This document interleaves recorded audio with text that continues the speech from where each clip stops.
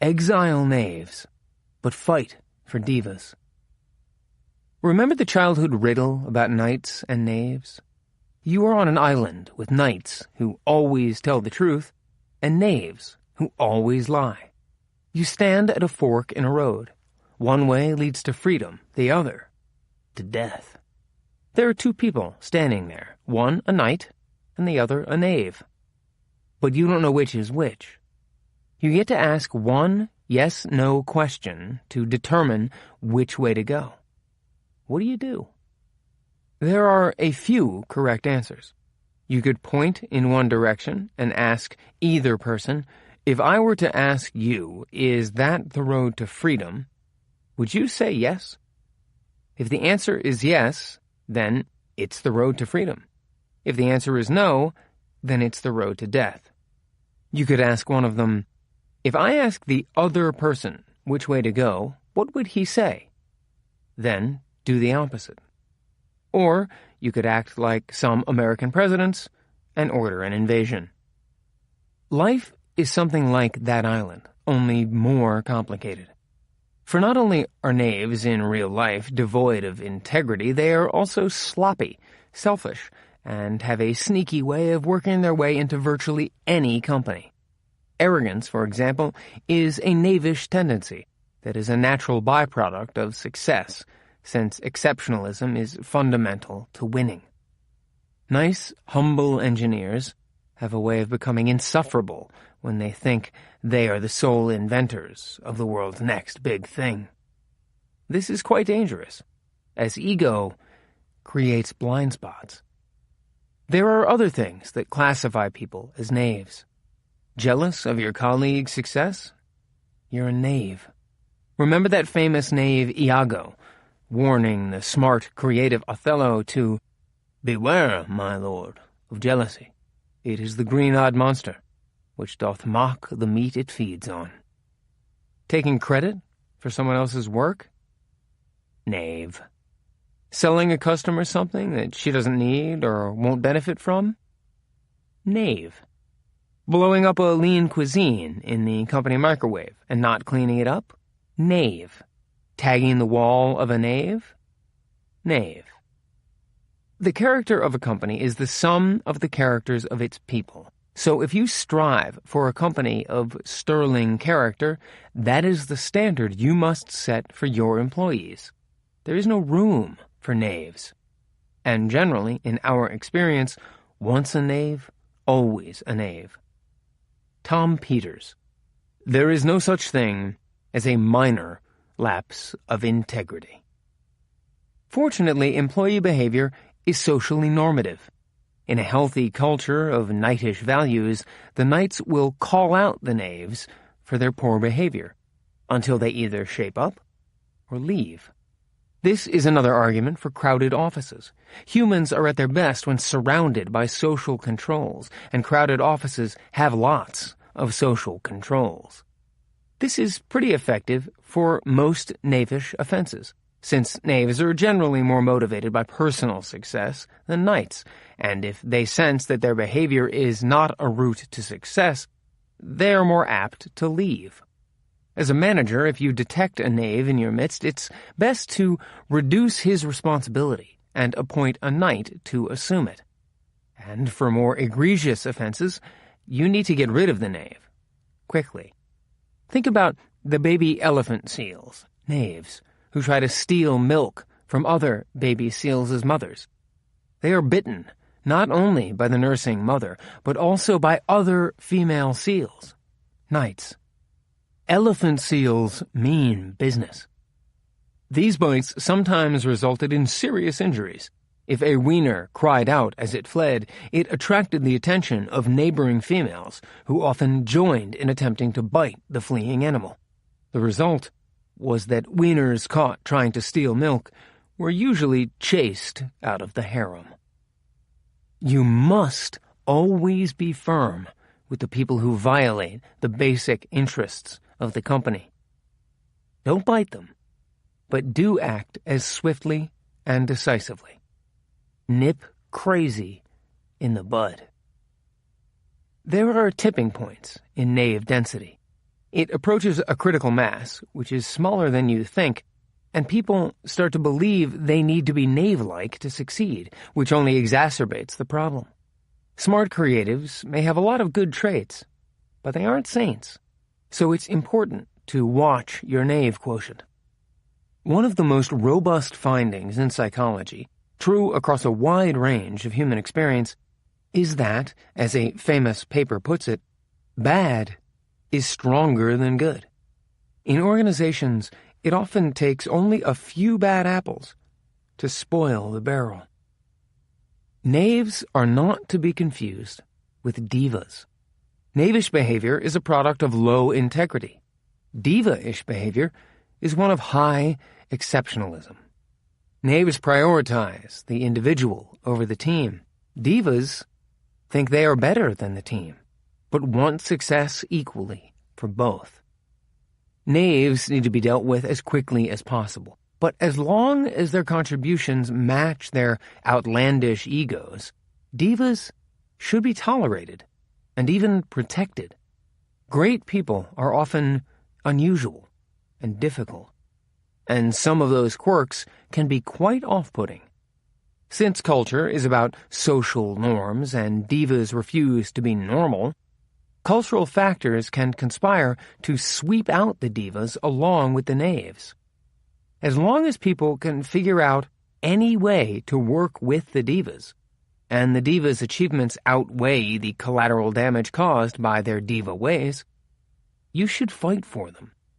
They will pay off your investment by doing interesting things.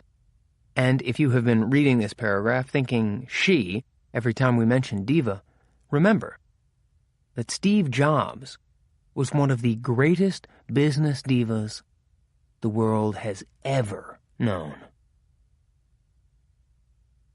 Overworked in a good way. Work-life balance.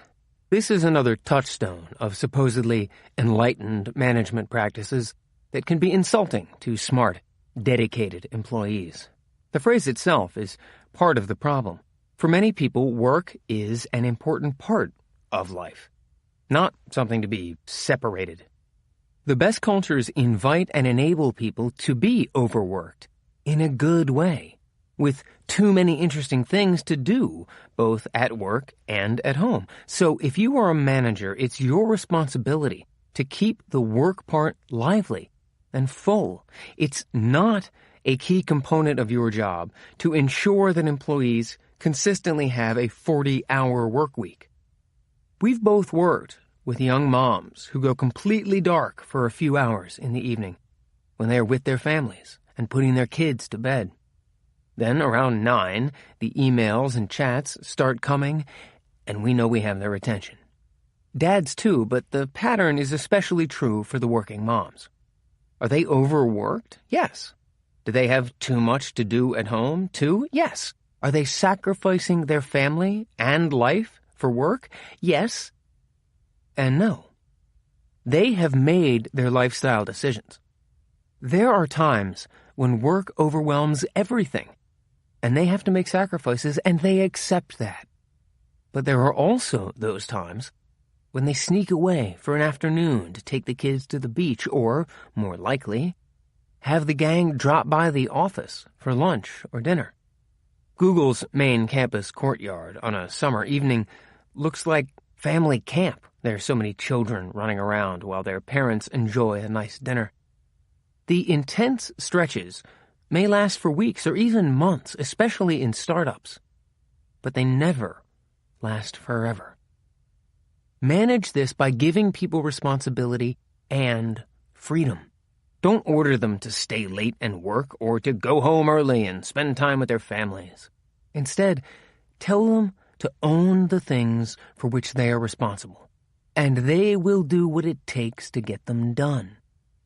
Give them the space and the freedom to make it happen. Marissa Mayer, who became one of Silicon Valley's most famous working mothers not long after she took over as Yahoo's CEO in 2012, says that burnout isn't caused by working too hard, but by resentment at having to give up what really matters to you. Give your smart creatives control. and they will usually make their own best decisions about how to balance their lives. There is no question that work overload can cause burnout. Obviously, people's time and energy are finite. But the research on burnout shows that lack of control is a major culprit too. Other culprits include insufficient reward, breakdown in community, absence of fairness, and conflicting values. The leading researcher on burnout, psychologist Christina Maslach, sees burnout as a symptom of a mismatch between people and their jobs, and she places the burden on organizations to create more humane work environments. Keeping them in small teams can help too. In small teams, teammates are more apt to sense when one member is burning out and needs to go home early or take a vacation. A big team may think someone who takes a vacation is slacking off. A small team is happy to see that empty seat.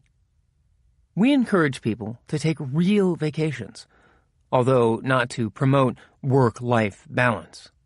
If someone is so critical to the company's success that he believes he can't unplug for a week or two without things crashing down, then there is a larger problem that must be addressed.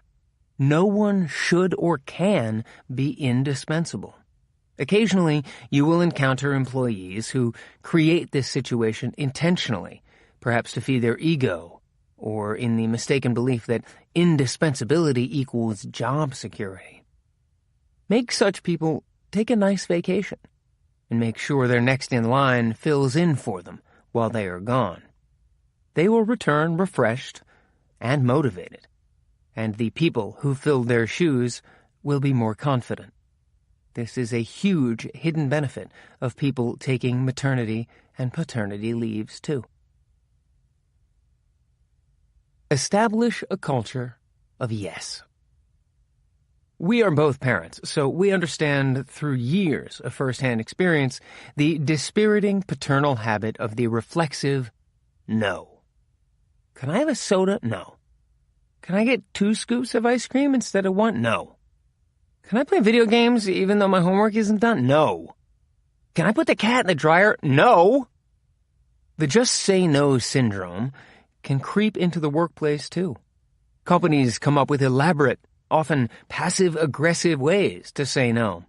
Processes to follow, approvals to get, meetings to attend. No is like a tiny death to smart creatives. No is a signal that the company has lost its startup verve, that it's too corporate. Enough no's. And smart creatives stop asking and start heading to the exits. To keep this from happening, establish a culture of yes. Growing companies spawn chaos, which most managers try to control by creating more processes. While some of these processes may be necessary to help the company scale, they should be delayed for as long as possible. Set the bar high for that new process or approval gate. Make sure there are very compelling business reasons for it to be created. We like this quote from American academic and former University of Connecticut president Michael Hogan. My first word of advice is this. Say yes. In fact, say yes as often as you can. Saying yes begins things. Saying yes is how things grow. Saying yes leads to new experiences, and new experiences will lead you to knowledge and wisdom. An attitude of yes is how you will be able to go forward in these uncertain times. A few years ago, the former head of YouTube, Salar Kamangar, had his own attitude of yes moment. It came during his weekly staff meeting, at which the testing of a new feature, high-definition playback, was being discussed. The testing was going well. So well, in fact, that Salar asked if there was any good reason the feature couldn't be launched right away. Well, someone replied, the schedule says it's not supposed to be released for several weeks, so we can test it further and make sure it works. Right, Salar replied. But besides the schedule, is there any good reason we can't launch it now? No one could think of one. And high-def YouTube launched the next day. Nothing blew up, nothing broke, and millions of happy YouTube users benefited weeks early from one man's commitment to saying yes. Fun, not fun with a capital F. Every week at Google's TGIF all-hands meeting, all the new hires are seated in one section and provided with multicolored propeller hats to identify them. Sergey warmly welcomes them. Everyone applauds. Then he says, "Now get back to work." It's not the greatest joke, but delivered in Sergey's deadpan tone and slightly Russian accent, it always gets a hearty laugh. Among his other great talents, one of Sergey's strengths as a leader of smart creatives is his sense of humor. When he hosts TGIF, his constant ad-libbed one-liners generate a lot of laughs. Not laugh at the founder's jokes or else laughs, but real laughs. A great startup, a great project, a great job, for that matter, should be fun. And if you're working your butt off without deriving any enjoyment, something's probably wrong. Part of the fun comes from inhaling the fumes of future success. But a lot of it comes from laughing and joking and enjoying the company of your coworkers. Most companies try to manufacture fun with a capital F, as in, we are having the annual company picnic / holiday party / off-site on Friday. There will be fun music. There will be fun prizes. There will be a fun contest of some sort that will embarrass some of your coworkers. There will be fun face painting / clown / fortune tellers. There will be fun food, but no fun alcohol. You will go. You will have fun. There's a problem with these fun events. They aren't fun. This doesn't have to be the case. There's nothing wrong with organized company events, as long as they are done with flair. In fact, it's not hard to throw a fun company party. The formula is exactly the same as fun weddings. Great people, and you did hire great people, didn't you? Plus great music, plus great food and drink. While the fun factor can be endangered by those guests who are congenitally unfun, Aunt Barbara from Boca Raton, Craig from accounting, there's nothing a good 80s cover band and a fine brew can't fix. Everyone's fun when they're dancing to Billy Idol and swigging an Anchor Steam. Then there are group or company off-sites. These are often justified as team-building events that will help the group learn to work together better. You go to the ropes course or chef's class, take a personality test, or solve a group problem.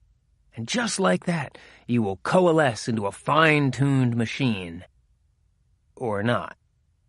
Here's our idea for offsites. Forget team building and have fun. Jonathan's criteria for his excursions included doing outdoor group activities, weather permitting, in a new place, far enough from the office to feel like a real trip, but still doable in a day, and providing an experience that people couldn't or wouldn't have on their own. These rules have led Jonathan to take his teams on trips all over Northern California, to Muir Woods, Pinnacles National Park, Año Nuevo to see the famous elephant seals, and the Santa Cruz Beach Boardwalk. These events don't cost much. Fun can be cheap. Fun, usually not. The price of admission to Larry and Sergey's roller hockey games in Google's early days was nothing more than a stick, a pair of skates, and the willingness to be hip-checked by a founder. Sheryl Sandberg ran a book club for her sales team that was so popular in our India office that every single person participated.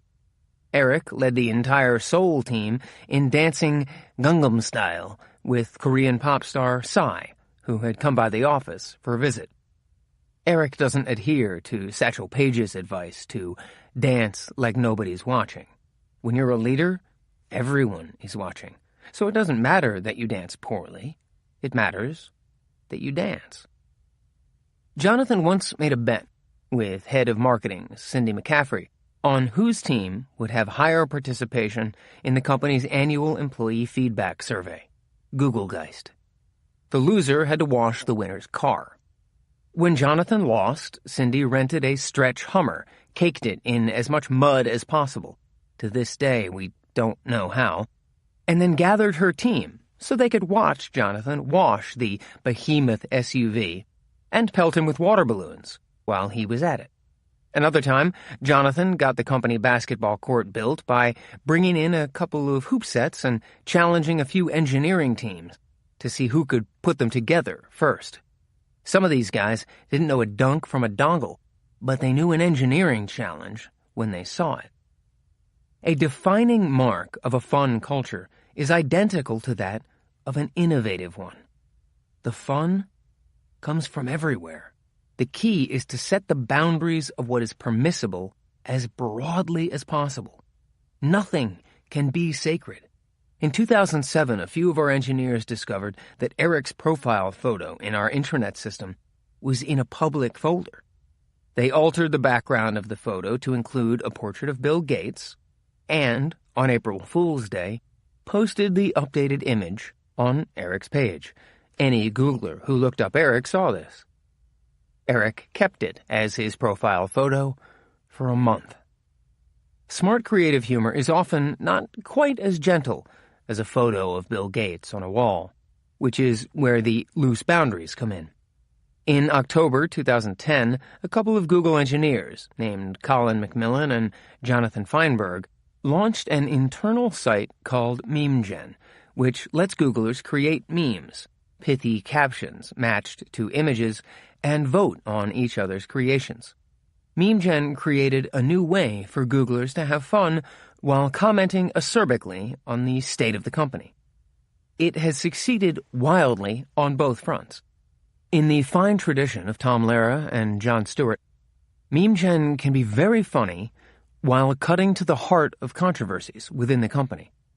To wit, over an image of Eric Schmidt talking, Eric is apparently popular with the MemeGeners.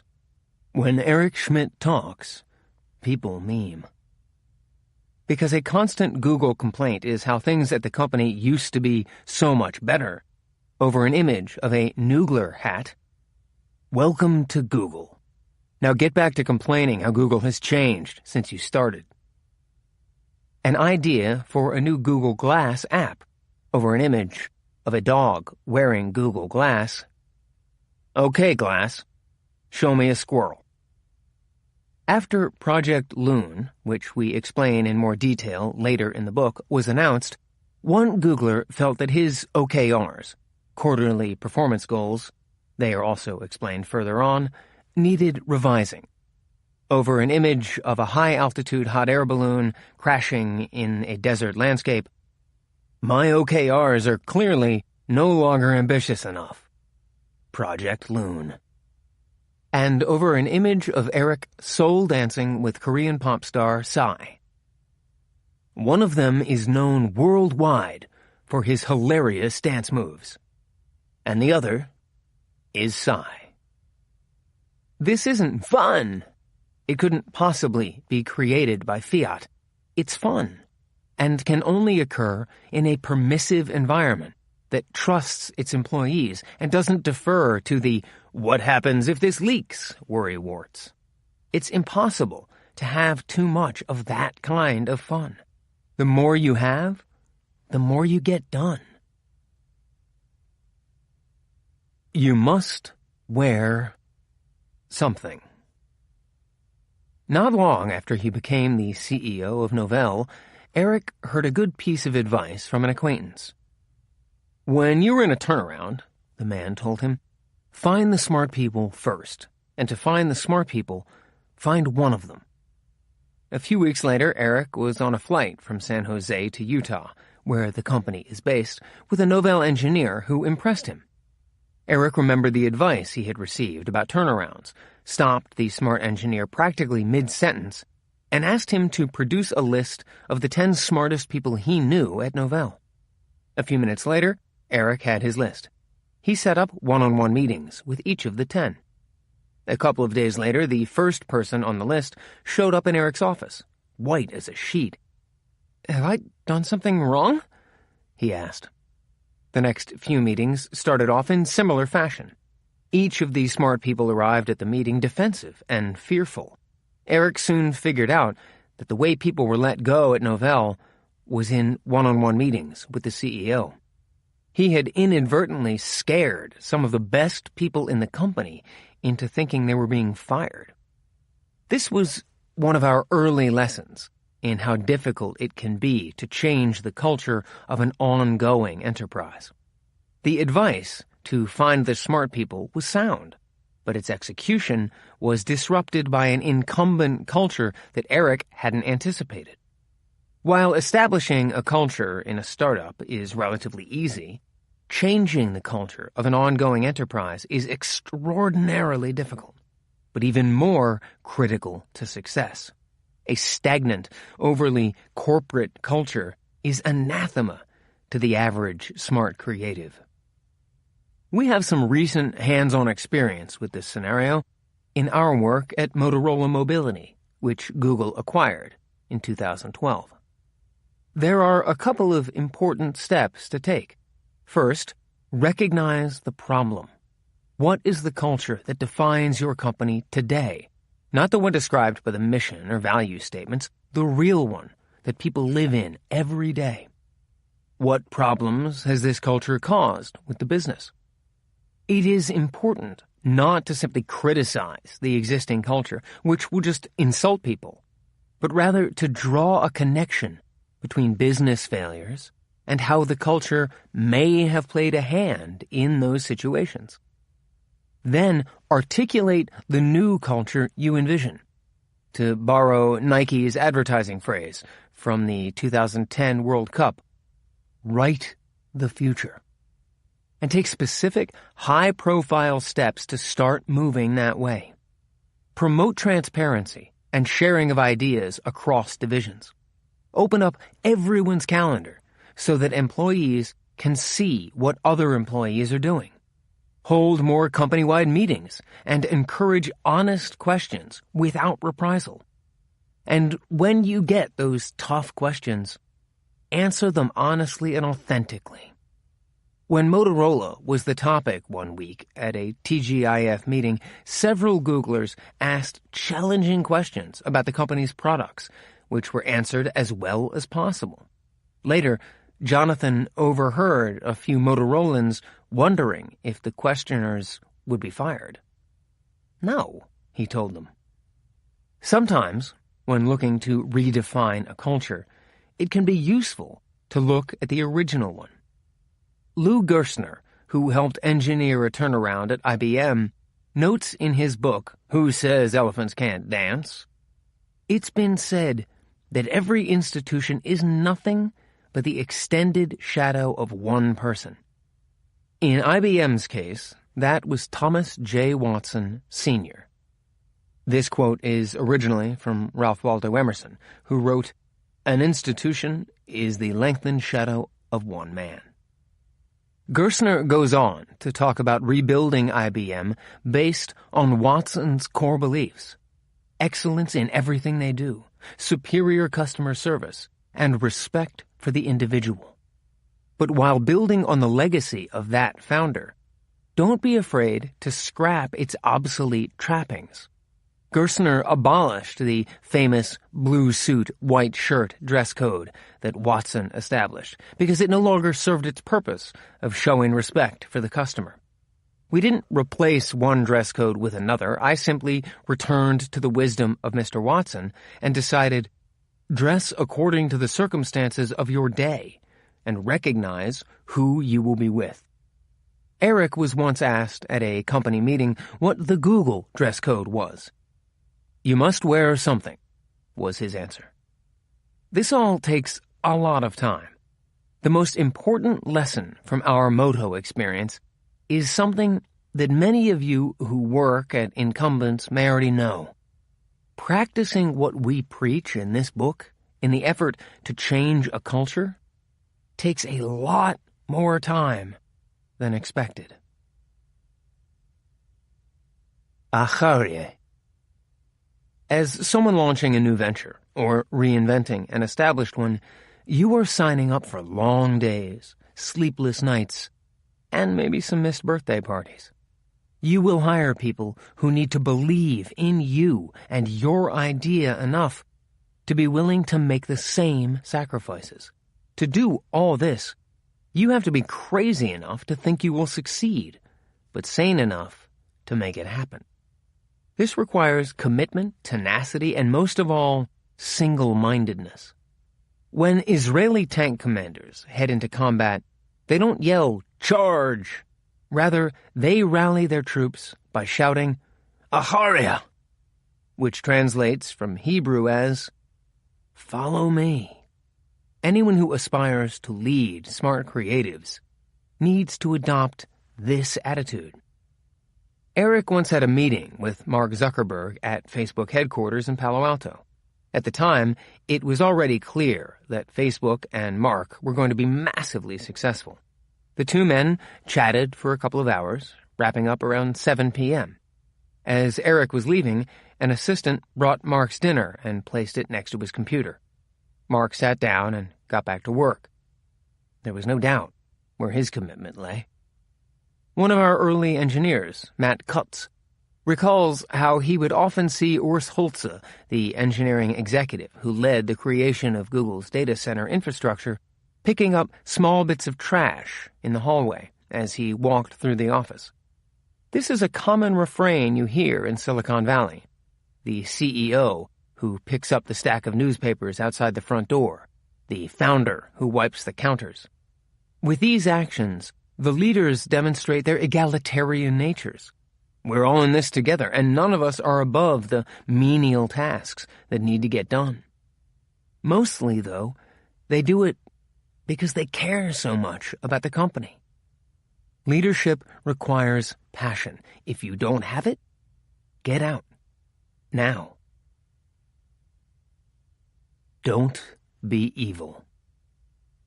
Eric had been at Google for about 6 months.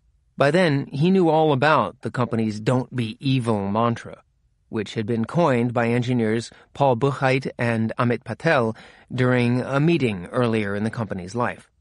But he completely underestimated how much this simple phrase had become a part of the company's culture. He was in a meeting in which they were debating the merits of a change to the advertising system, one that had the potential to be quite lucrative for the company. One of the engineering leads pounded the table and said, "We can't do that. It would be evil." The room suddenly got quiet. It was like a poker game in an old Western, when one player accuses another of cheating, and everyone else backs away from the table, waiting for someone to draw. Eric thought, wow, these guys take these things seriously. A long, sometimes contentious discussion followed, and ultimately, the change did not go through. The famous Google mantra of "Don't be evil" is not entirely what it seems. Yes, it genuinely expresses a company value and aspiration that is deeply felt by employees. But "Don't be evil" is mainly another way to empower employees. The experience Eric had was not unusual, except for the fist-pounding. Googlers do regularly check their moral compass when making decisions. When Toyota invented its famous Kanban system of just-in-time production, one of its quality control rules was that any employee on the assembly line could pull the cord to stop production if he noticed a quality problem. That same philosophy lies behind our simple 3-word slogan.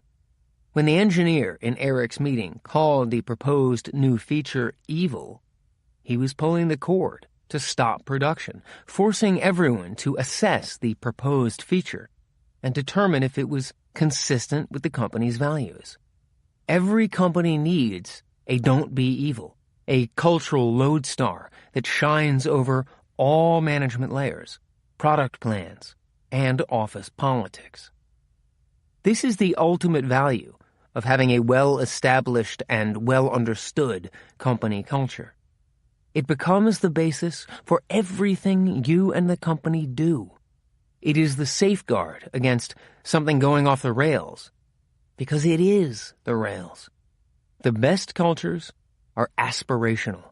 For each of the components we discuss in this chapter, we have given examples where we have lived up to our ideals. But we could have just as easily talked about cases where we fell short. There will be failures, but there will be more cases where people over-deliver. And when that happens, the bar gets set even higher. That is the power of a great culture. It can make each member of the company better, and it can make the company ascendant.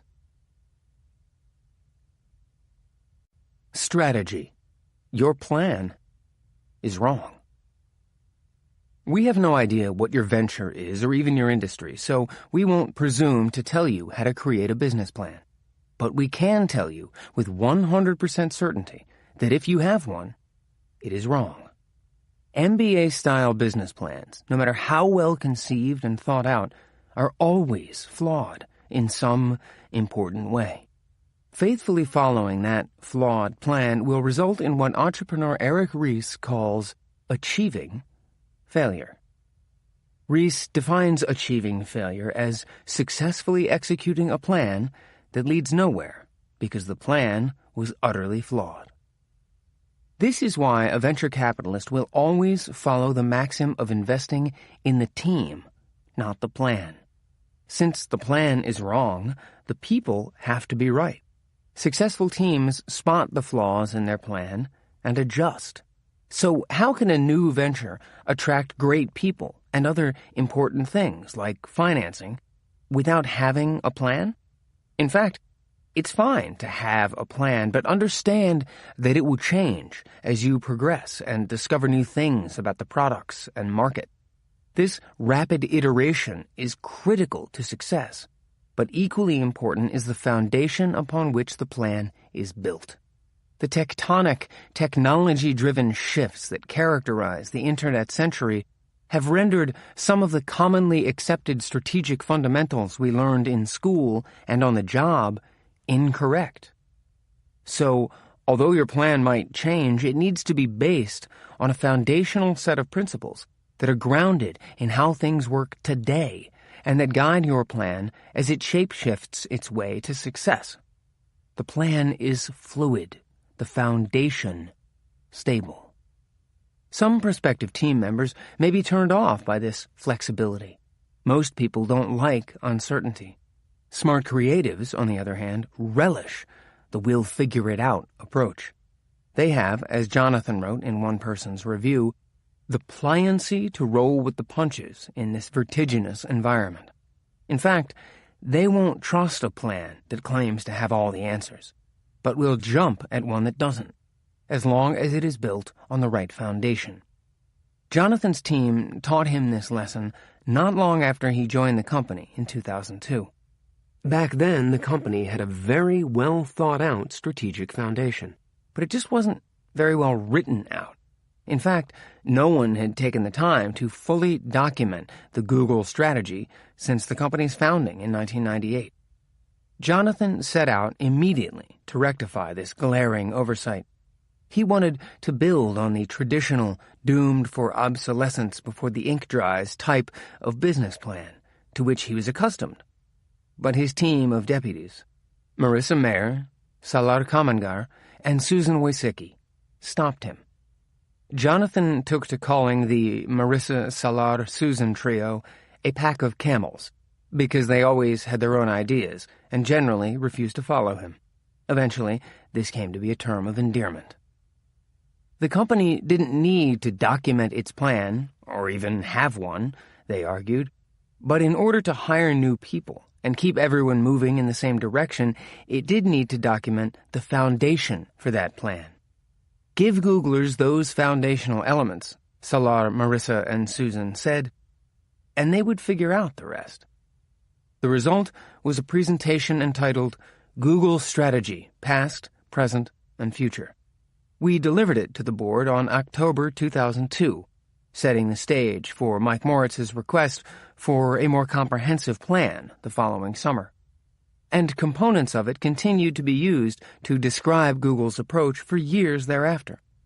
The principles that it describes were quite different from those of the normal late 90s .com, and today they stand as a foundational blueprint for how to create an internet-century success story. Bet on technical insights that help solve a big problem in a novel way. Optimize for scale, not for revenue. And let great products grow the market for everyone. Bet on technical insights, not market research. In the mid-90s, when Larry and Sergey began to research the PhD thesis project that would become Google, the leading search engines ranked their results based on the content of a website. If you typed in a query such as university, you were just as likely to get a link to the website of a bookstore or a bike shop as you were to get one to an actual university. In fact, during a visit to one of those search companies, Larry complained about the poor results he got when he used the university query with their product. The fault was his, he was told. He should have been more precise with his query. So Larry and Sergey discovered a better way. They figured out that they could determine the quality of a web page, how relevant its content would be in answering the user's query, by figuring out which other pages linked to it. Find a page that a lot of other pages point to, and you have probably found a page with higher quality content. This method is the PageRank algorithm on which Google Search was based, named after Larry Page. There are a lot of other factors that made Google Search so much better than the competition when it launched. For example, it placed more faith in results found on academic websites. But the heart of the product's advantage consisted of this single technical insight about using the web's link structure as a roadmap to the best answer. Since then, most of Google's successful products have been based on strong technical insights, while most of the less successful ones lacked them. AdWords, the Google Ads engine that generates most of the company's revenue, was based on the insight that ads could be ranked and placed on a page based on their value as information to users, rather than just by who was willing to pay more. One of Google's competitors in the early 2000s was Overture, a pioneer in using an auction system to place ads. The problem with Overture's approach was that it didn't reward advertisers for creating better ads, or penalize them for bad ads. Advertisers started deliberately placing their ads on totally unrelated user queries, such as a car ad on a search for a restaurant. Users rarely clicked on these ads, so advertisers didn't get charged, but they would still see the advertiser's name and message, generating a free impression. The more advertisers started to do this, the worse ads quality got. Google's approach of ranking ads by quality torpedoed this practice. The bad ads weren't shown, leading to better ads and more clicks. Google News, the site that aggregates news headlines from thousands of media outlets, was based on the insight that we could algorithmically group stories by topic, not source. Chrome, Google's open-source browser, was founded on the insight that as websites grew more complex and powerful, browsers needed to be re-engineered for speed. Pick an innovative, successful Google product, and you are likely to find at least one significant technical insight behind it, the sort of idea that could have appeared in a technical journal. Knowledge Graph in search is based on organizing the Internet's vast amount of unstructured data about a particular person, place, or thing into structured data and presenting it in an easy-to-consume format. YouTube Content ID creates a unique data representation for every audio and video clip and matches that fingerprint against a global rights database, thereby giving content rights owners the ability to find and sometimes monetize their content on YouTube. Translate gets help from a vast multilingual user base to continuously improve translation quality. Hangouts, live video chat with one or more people, transcodes various video formats in the cloud rather than at the device level, making it one-click easy to conduct a global video conference from any device. Product leaders create product plans, but those product plans often, usually, lack the most important component. What is the technical insight upon which those new features, products, or platforms will be built? A technical insight is a new way of applying technology or design that either drives down the cost or increases the functions and usability of the product by a significant factor. The result is something that is better than the competition in a fundamental way. The improvement is often obvious. It doesn't take a lot of marketing for customers to figure out that this product is different from everything else. Sometimes developing technical insights is simple. OXO built a business by ergonomically redesigning kitchen tools. But more often, it's hard, which is perhaps why most companies don't make it a foundation of their strategy. Rather, they follow the conventional MBA approach of figuring out what they are best at, their competitive advantage, per Michael Porter, and then leveraging that to expand into adjacent markets. Porter explains the activities necessary to gain an edge over rival companies, arguing that this competitive advantage stems from either cost leadership, differentiation, or a focus on a specific niche. This approach can be very effective if you are an incumbent that measures success in percentage points, but not if you are trying a new venture. You will never disrupt an industry or transform your business, and you'll never get the best smart creatives on board if your strategy is narrowly based on leveraging your competitive advantage to attack related markets. Companies can also rely on smart tactics in pricing, marketing, distribution, and sales to squeeze out more market share and higher profits. Think of all the products in a grocery aisle slapped with a new, improved label, when in fact the only discernible improvement is in packaging and advertising. These tactics are often informed by market research, which involves a set of consultants slicing and dicing the company's prospective customer base into narrowly defined segments. Digital millennials here, Generation X there, tweens, bleens, spleens, leading the product designers to end up creating 31 flavors of mediocrity. No offense, Baskin-Robbins. The best thing about market research consultants? They are easy to blame and fire when they are wrong. Excite at Home, where Jonathan ran the product team in the late 90s, was a company founded on a set of technical insights that turned the coaxial cables carrying TV shows into people's homes into broadband pipelines.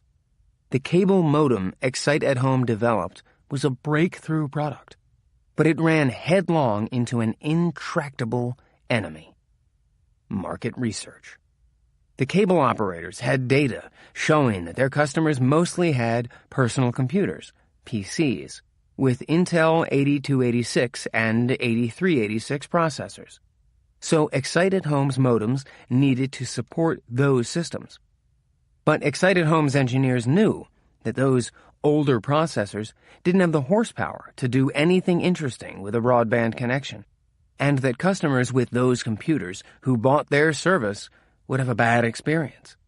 The cable operators pushed hard on this point, trying to force Excite at Home to offer a useless service for outmoded PCs, because that is what their market research said to do. But the market research failed to see that PC performance was following Moore's law by doubling roughly every 2 years, and that pretty soon all those slow PCs would be gone. Moore's law is the prediction made by Intel co-founder Gordon Moore that the number of transistors on a chip, and hence computing power, would double every 2 years. In his original 1965 article, He actually predicted a doubling every year, switching to the more conservative rate later. So far, the prediction has been correct. However, Moore's law is bound to hit a limit at some point, either because of the physics of chip manufacturing or its economics. While Excited Home ultimately prevailed in this particular argument, the company was not immune to making market research-driven mistakes. When it asked potential customers what they cared most about, the top answer was speed. So that's what Excited Home highlighted in its marketing. But even though cable broadband was indeed fast, the feature users really loved once they got the service was that it was always on. They didn't have to wait for the dialing and hissing of modems and servers consummating their cyberspace connection to access the web. Jonathan and colleagues marketed to what users said they wanted. But market research can't tell you about solving problems that customers can't conceive are solvable. Giving the customer what he wants is less important than giving him what he doesn't yet know he wants. There's nothing wrong with continuous improvement and smart business tactics, but the tail is wagging the dog when market research becomes more important than technical innovation. Most incumbents get their start through technical insights, but then they stray, as tail-wagged dogs often do. The suits become more important than the lab coats. This may or may not be a fashion mistake, but it's certainly a mistake for the incumbent, and an opportunity for the attacker. Basing products on technical insights has always been a core principle of Google, but its importance became even more clear to us in 2009 when we reviewed our product line and started to see a pattern emerging. The best products had achieved their success based on technical factors, not business ones, whereas the less stellar ones lacked technical distinction. Our brand had gotten strong enough that any product we launched would gain a certain amount of market momentum just by virtue of coming from Google. If we measured success by number of users, we could, and did, trick ourselves into believing that the products were successful. Sometimes they weren't, though. Momentum for many of these offerings flat out stalled. And in virtually every case, the flatlining products were the ones that lacked technical insights. For example, at that time, Google was experimenting in applying some of our expertise from online advertising to other advertising markets, including print, radio, and TV. These were clever efforts, supported by smart people, but they lacked that fundamental technical insight that would shift the cost-performance curve non-incrementally and provide significant differentiation. All three ultimately failed. And when we look back at other Google products that didn't make it, iGoogle, Desktop, Notebook, SideWiki, Knoll, Health, even the popular Reader, they all either lacked underlying technical insights from the outset, or the insights upon which they were based became dated as the Internet evolved. A period of combinatorial innovation. So, where do you find these magical insights? In the Internet century, all companies have the opportunity to apply technology to solve big problems in new ways. We are entering what lead Google economist Hal Varian calls a new period of combinatorial innovation. This occurs when there is a great availability of different component parts that can be combined or recombined to create new inventions. For example, in the 1800s, the standardization of design of mechanical devices, such as gears, pulleys, chains, and cams, led to a manufacturing boom. In the 1900s, the gasoline engine led to innovations in automobiles, motorcycles, and airplanes. By the 1950s, it was the integrated circuit proliferating in numerous applications. In each of these cases, the development of complementary components led to a wave of inventions. Today, the components are all about information, connectivity, and computing. Would-be inventors have all the world's information, global reach, and practically infinite computing power.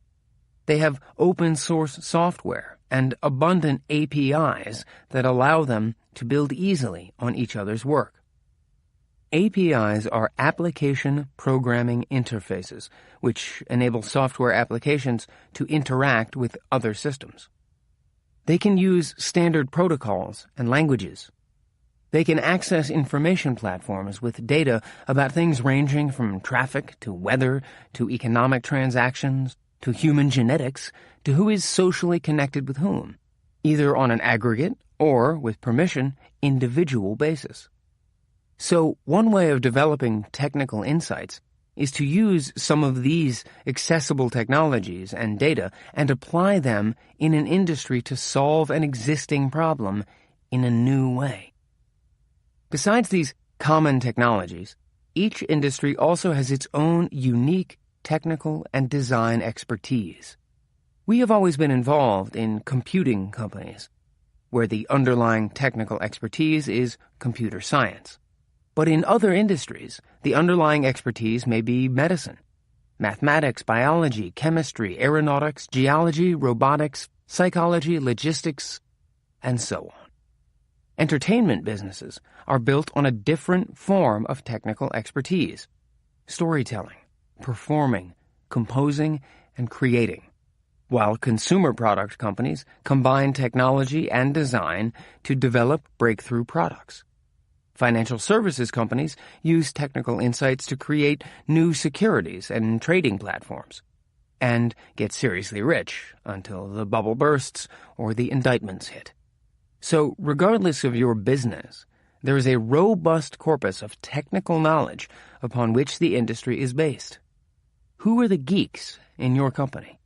The guys in the labs and studios working on new, interesting stuff? Whatever that stuff is, that's your technology. Find the geeks. Find the stuff. And that's where you'll find the technical insights you need to drive success. Another potential source of technical insights is to start with a solution to a narrow problem and look for ways to broaden its scope. This is in keeping with a long and fine tradition in the world of innovation. New technologies tend to come into the world in a very primitive condition, often designed for very specific problems. The steam engine was used as a nifty way to pump water out of mines, long before it found its calling powering locomotives. Marconi sold radio as a means of ship-to-shore communications, not as a place to hear phrases like Baba Booey and all the children are above average. Bell Labs was so underwhelmed by the commercial potential of the laser when it was invented in the 60s that it initially put off patenting it. Even the Internet was initially conceived as a way for scientists and academics to share research. As smart as its creators were, they could never have imagined its future functionality as a place to share pictures and videos, stay in touch with friends, learn anything about anything, or do the other amazing things we use it for today. Our favorite example of building upon a solution developed for a narrow problem has to do with those clever early adopters of technology, the adult entertainment industry. When Google search started to ramp up, some of our most popular queries were related to adult-oriented topics. Porn filters at the time were notoriously ineffective. So we put a small team of engineers on the problem of algorithmically capturing Supreme Court Justice Potter Stewart's definition of porn. I know it when I Google it. They were successful by combining a couple of technical insights. They got very good at understanding the content of an image, aka skin, and could judge its context by seeing how users interacted with it. When someone searches for a pornography-related term, and the image is from a medical textbook, they are unlikely to click on it, and if they do, they won't stay on that site for long. Soon we had a filter called Safe Search that was far more effective in blocking inappropriate images than anything else on the web. A solution, Safe Search, to a narrow problem, filtering adult content. But why stop there? Over the next couple of years, we took the technology that had been developed to address the porn problem and used it to serve broader purposes. We improved our ability to rate the relevance of images, any images, not just porn, to search queries by using the millions of content-based models, the models of how users react to different images, that we had developed for Safe Search. Then, we added features that let users search for images similar to the ones they find in their search results. I like that shot of Yosemite. Go find me more that look just like that. Finally, we developed the ability to start a search not with a written query, Half Dome, Yosemite, but a photograph, that snapshot you took of Half Dome when you visited Yosemite. All of these features evolved from technology that had initially been developed for the Safe Search porn filter.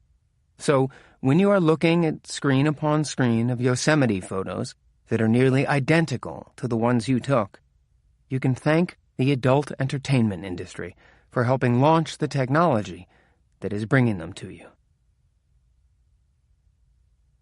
Don't look for faster horses. When you base your product strategy on technical insights, you avoid Me Too products that simply deliver what customers are asking for. Henry Ford. If I had listened to customers, I would have gone out looking for faster horses. We love this quote, although it may be apocryphal. In Ford's book, My Life and Work, he says nothing about faster horses, and in fact writes that before he had ever built a car, people had already been discussing the idea of a horseless carriage for many years. Carl Benz built the first gasoline-powered car in 1885, which Ford later saw and disparaged for having no features that seemed worthwhile. So perhaps Henry Ford wasn't looking for faster horses, but rather a faster Benz. That sort of incremental innovation can work very well for incumbents who are concerned with maintaining the status quo and quibbling over percentage points of market share. But if you are starting a new venture or trying to transform an existing enterprise, it's not enough. Basing products on technical insights seems like a fairly obvious approach, but it is a lot more difficult to practice than to preach. Back in 2009, after we conducted the product review that demonstrated just how important it was to follow this strategy, we asked the product managers for all of our major products in the pipeline to describe in a few sentences the technical insight upon which they were building their plan. Some of them could, but many of them couldn't. What is your technical insight turns out to be an easy question to ask, and a hard one to answer.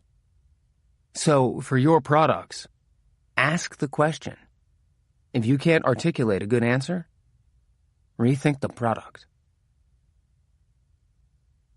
Optimize for growth.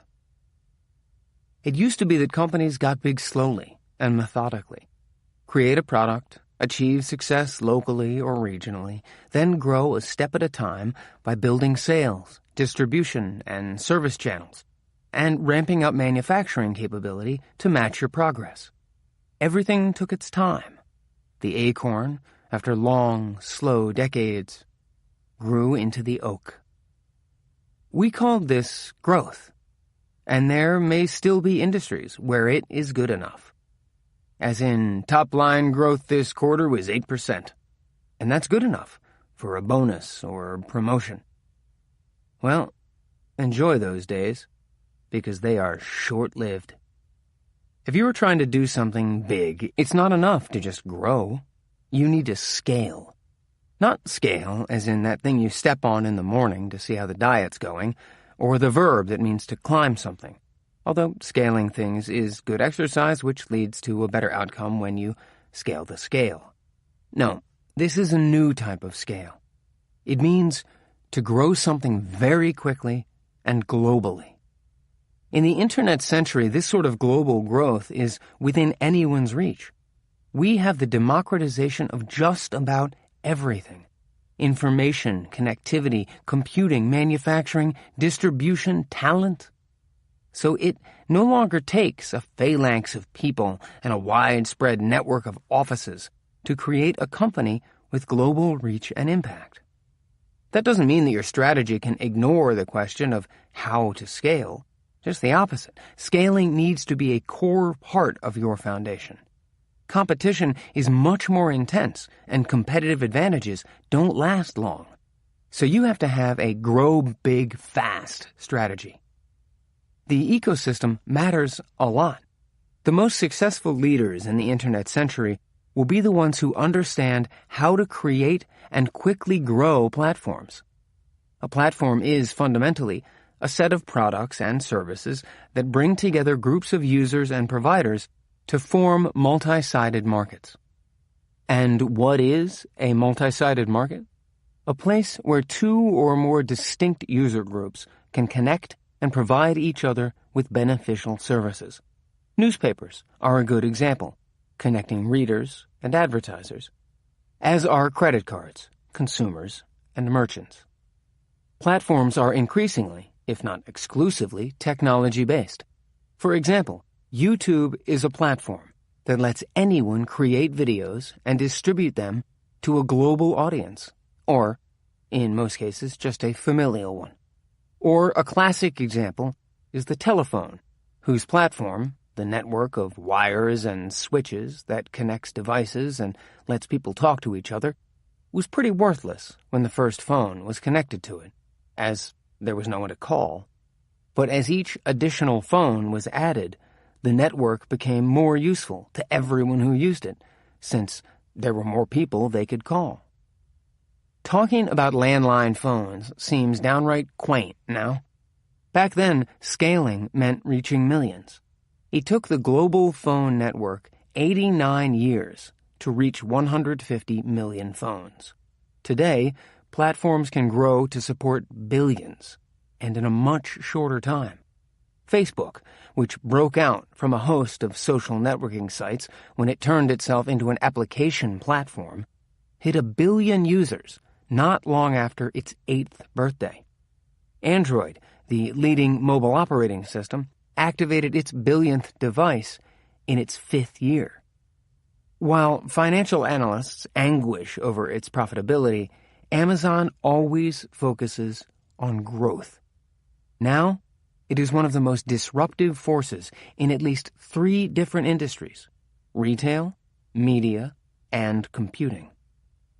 When Jonathan first met Larry Page one day in 1999, they were walking across the Google parking lot to Jonathan's car when Larry mentioned, almost in passing, that he knew there had to be a way eventually to monetize search. After all, Larry reasoned, when someone did a search, they were telling Google exactly what they were interested in. At the time, Google's search traffic was ramping up, but the company wasn't making much money. Larry and Jonathan were discussing a potential partnership between Google and Excite@Home, which was a well-funded company formed by the merger of At Home, a pioneer in the cable modem business, and Excite, one of the web's early search engines. But while Excite@Home was trying to monetize its traffic in every way possible, Google patiently focused on growth. There were plenty of opportunities to cash in. As traffic to Google.com grew rapidly, the company could have followed the lead of every other commercial website and put ads on the homepage. But it didn't. Instead, it invested in improving the search engine. We took a similar approach with our AdWords ads platform. We cut deals with publishing partners such as America Online, AOL, and Ask Jeeves, who used Google's ad system to place ads on their sites. With these partnership deals, one concern was always around the revenue split. Let's say we placed an ad on AOL's or Ask Jeeves' website and the user clicked on it. The advertiser would then pay Google a certain amount of money, which we would share with the publishing partner. But how much to share? Our approach was usually to try to share as much as possible. Remember, the priority was to grow, not to make more money. This kept the partners very happy. They all had ambitious revenue objectives, which were getting harder to meet as Google search gained momentum. So to close the gap and generate more revenue at quarter's end, they always opted to show more ads. Jonathan went so far as to visit his counterparts at AOL to counsel them against increasing their ads volume. "You are hurting your user experience," he told them, "and that will eventually impact your traffic." It didn't matter. They prioritized revenue over growth. We did just the opposite. At the risk of stating the obvious, though, a successful foundation must provide a good basis for revenue generation. The old .com mantra of, "We have no idea how we're going to make money, but look at our sock puppet," didn't cut it then and still doesn't. The Google founders knew that they would make money from advertising. Initially, they didn't know exactly how, and they were biding their time while scaling their platform. But they were very clear about the general revenue model. There's another important benefit of platforms. As they grow and get more valuable, they attract more investment, which helps to improve the products and services the platform supports. This is why, in the technology industry, companies always think platforms, not products.